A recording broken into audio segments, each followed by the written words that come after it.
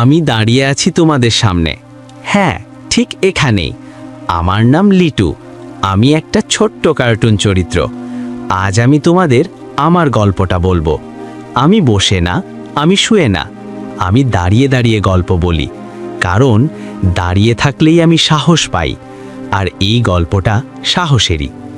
আমি একসময় খুব চুপচাপ ছিলাম। কার্টুন হলেও আমার ভয় হতো। অনেক কিছুতেই ভয় লাগতো। অন্ধকারে ভয়, একাকিত্বে ভয়, নতুন জায়গায় ভয়, নতুন মানুষের সামনে কথা বলতে ভয়। তোমাদেরও কি কখনো এমন লাগে? আমার লাগতো, খুব লাগতো। আমি যখন ছোট ছিলাম সবাই আমাকে হাসি খুশি ভাবত, কিন্তু ভেতরে ভেতরে আমি কাঁপতাম। আমি ভাবতাম, আমি কি পারবো? আমি কি পারবো কিছু করতে? আমি কি শুধু একটা কার্টুনই? একদিন আমি আয়নার সামনে দাঁড়ালাম। আমি নিজেকে দেখছিলাম। আমি নিজেকেই প্রশ্ন করলাম, তুই কে? তুই কি পারিস? তুই কি শুধু হাসার জন্য বানানো? সেদিন কেউ উত্তর দেয়নি, কিন্তু আমি দাঁড়িয়েছিলাম। দাঁড়িয়ে থাকাই আমার প্রথম জয় ছিল।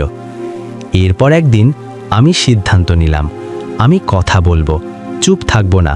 আমি নিজের গল্প নিজেই বলবো। ভুল হলেও বলবো, কাঁপলেও বলবো। প্রথম দিন খুব কঠিন ছিল। আমার গলা কাঁপছিল, হাত কাঁপছিল, পা কাঁপছিল। তবুও আমি দাঁড়িয়েছিলাম। আমি বলেছিলাম, হ্যালো। এই একটা শব্দ, শুধু হ্যালো। কিন্তু ওই হ্যালো বলার পর আমি বুঝেছিলাম আমি পারি। দিন যেতে লাগলো। আমি প্রতিদিন দাঁড়িয়ে কথা বলতে লাগলাম। কখনো নিজের সাথে, কখনো কল্পনার বন্ধুদের সাথে, কখনো আকাশের সাথে। আমি বুঝলাম, দাঁড়িয়ে থাকা মানে শক্ত হওয়া না, দাঁড়িয়ে থাকা মানে ভেঙেও না বসা। একদিন আমি গল্প বলতে শুরু করলাম। ছোট ছোট গল্প, ভুলভাল গল্প, কখনো হাসির গল্প, কখনো কষ্টের গল্প। আমি দেখলাম আমার গল্প শুনে কেউ কেউ থেমে যাচ্ছে, কেউ কেউ হাসছে, কেউ কেউ ভাবছে। আমি তখন বুঝলাম, আমার ভয়টাই আমার গল্প, আমার কাঁপুনিটাই আমার শক্তি। আমি আর লুকোইনি। আমি বলেছি, আমি ভয় পাই, আমি দুর্বল, আমি ভুল করি। আর তখনই মানুষ আমাকে আপন করে নিল।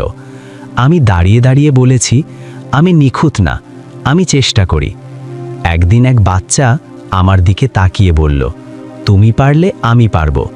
সেদিন আমি কেঁদেছিলাম, কিন্তু দাঁড়িয়ে কেঁদেছিলাম।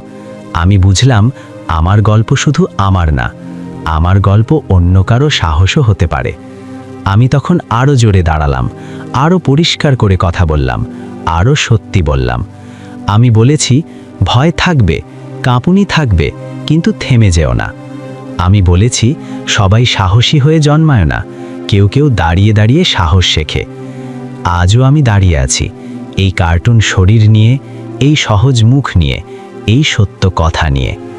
আমি বড় হইনি, আমি বিখ্যাত হইনি, আমি শুধু বদলেছি। আমি এখন আর নিজেকে ছোট ভাবি না, কারণ ছোট হলেও দাঁড়িয়ে থাকা যায়। আমি চাই তোমরাও দাঁড়াও, নিজের জায়গায় দাঁড়াও, নিজের মতো করে দাঁড়াও। কেউ শুনুক বা না শুনুক, কেউ হাসুক বা না হাসুক, দাঁড়িয়ে থাকলেই গল্প তৈরি হয়। আমার গল্প এখানেই শেষ না, কারণ আমি এখনো দাঁড়িয়ে আছি। আর যতক্ষণ আমি দাঁড়িয়ে থাকব, ততক্ষণ আমার গল্প চলবে।